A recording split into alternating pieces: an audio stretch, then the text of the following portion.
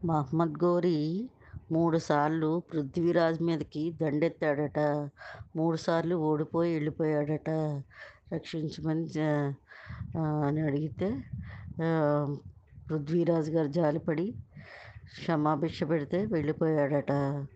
నాలుగోసారి మహమ్మద్ ఘోరీ ఏం చేశాడంటే, పృథ్వీరాజ్ గారి మామగారైన జయచంద్రుడికి ఆశ్రయించి ఆహ్, కపటంతో పృథ్వీరాజుని ఓడించి కళ్ళు పీకించేసి చెరసాలలో వేశాడట. అప్పుడు పృథ్వీరాజ్ గారికి చాంద్ కవి అని ఉన్నాడట రాజ్యంలో. ఆయనకి చాలా బాధ వేసిందట. పృథ్వీరాజ్ గారి మీద ప్రేమతో, భక్తితో ఏం చేశాడంటే చాంద్ కవి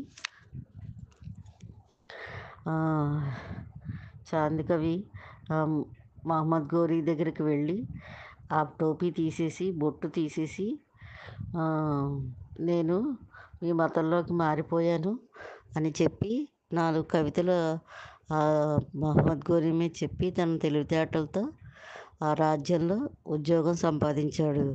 అలా కొన్నాళ్ళు జరిగిన తర్వాత ఒకరోజు చాంద్ కవి అన్నాడు మహమ్మద్ ఘోరీ తోటి, మీరు మహాప్రభువు, మీ మీ శౌర్యం అది చూద్దాం.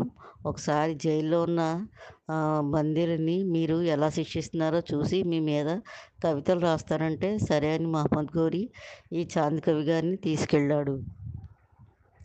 అక్కడ అందరినీ చూపించాక పృథ్వీరాజు గారు కనబడ్డారు. అప్పుడు ఈ చాంద్ కవి ఈయన పృథ్వీరాజు గారు కదా అని అడిగితే అవునండి అన్నాడు. అవునంటే అప్పుడు ఈ పృథ్వీరాజు గారికి కళ్ళు పోయినా కానీ శబ్దభేది అనే విద్య తెలుసు. ఈ విద్యని మన అంతఃపురంలో ప్రదర్శించడానికి బాగుంటుంది కదా అంటే సరే అని చెప్పి మహమ్మద్ ఘోరీ అనుచరులకి ఆజ్ఞ ఇస్తాడు. తర్వాత రోజు సభలో ప్రవేశపెడతాడు పృథ్వీరాజుని.